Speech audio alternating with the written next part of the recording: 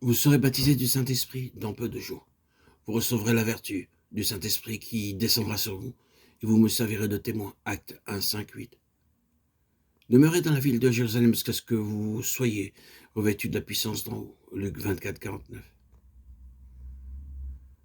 Les disciples de Jésus avaient entendu parler par Jean du baptême de l'Esprit. Jésus leur avait dit lui-même que le Père donne le Saint-Esprit à ceux qui le lui demandent. Luc 11, 13. Il leur avait dit aussi que l'Esprit du Père parlerait en eux. Matthieu 10, 20. Et la veille de sa mort, il leur avait annoncé que l'Esprit viendrait à eux pour convaincre le monde de péché. Pour eux, l'envoi du Saint-Esprit se rattachait donc à l'œuvre qu'ils auraient à faire et à la nécessité de recevoir la force de l'accomplir. Ainsi, quand notre Seigneur résuma ce qu'il leur avait déjà promis en ajoutant ces mots, « Vous recevrez la puissance Saint-Esprit qui descendra sur vous, et vous me servirez de témoin », ils ne virent sans doute là que la confirmation de ce qu'ils attendaient, une force nouvelle et divine, pour leur mission nouvelle et divine, pour le témoignage qu'ils devaient rendre de la mort et de l'ascension de Jésus. Tout ceci était d'accord avec ce qu'il leur disait déjà, ce que leur disait déjà l'écriture de l'œuvre de l'Esprit. Dans les jours avant le déluge, l'Esprit de Dieu avait contesté avec les hommes. Plus tard, il avait doué Moïse de sagesse, ainsi que les 10 hommes choisis pour gouverner Israël, nombre 11, 16. Il avait aussi doué de sagesse ceux qui devaient construire le tabernacle.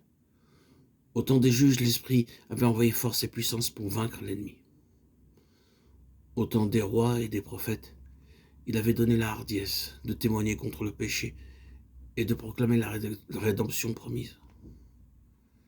Chaque fois qu'il est parlé de l'Esprit dans l'Ancien Testament, c'est à propos du règne de Dieu et de son service. Dans la grande prophétie que Jésus lut à Nazareth au commencement de son ministère, il est dit que l'Esprit du Seigneur, l'Éternel, est sur lui pour publier aux captifs la liberté, pour consoler tous ceux qui sont dans le deuil. Ésaïe 61, 1.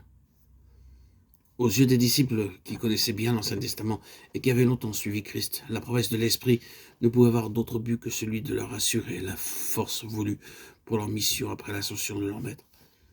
Tout ce que l'Esprit devait leur apporter, consolation, lumière et sainteté. Tout devait concourir à leur revêtir de force pour servir leur Maître.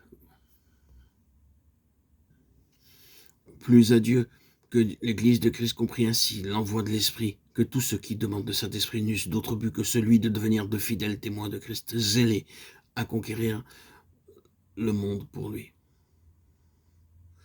Il est toujours regrettable de laisser perdre une force.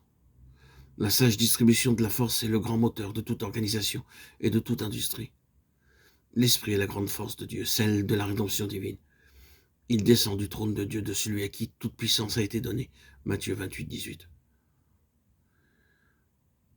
Pourrions-nous donc croire que Dieu laisserait perdre cette force divine en l'envoyant à ceux qui ne la demanderaient que pour leur propre satisfaction, la satisfaction de se voir très saint, très sage ou très grand? Certainement non.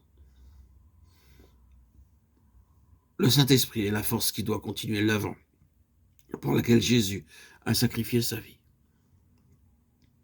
Pour recevoir cette force-là, il est donc absolument nécessaire que nous soyons disposés à faire l'œuvre que l'Esprit est chargé d'accomplir.